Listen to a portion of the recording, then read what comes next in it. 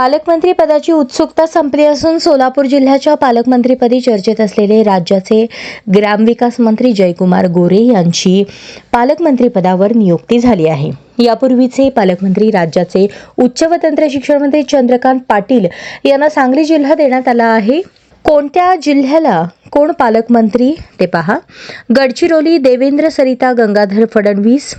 ठाणे एकनाथ गंगूभाई संभाजी शिंदे उपमुख्यमंत्री, मुंबई शहर एकनाथ गंगूभाई संभाजी शिंदे उपमुख्यमंत्री, पुणे अजित पवार उपमुख्यमंत्री, बीड अजित पवार उपमुख्यमंत्री, नागपूर चंद्रशेखर बावनकुळे, अमरावती चंद्रशेखर बावनकुळे, अहिल्यानगर राधाकृष्ण एकनाथराव विखे पाटील, वाशिम हसन सकीना मुश्रीफ, सांगली चंद्रकांत बच्चू पाटील,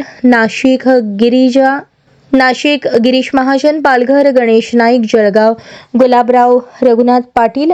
यवतमाळ संजय राठोड,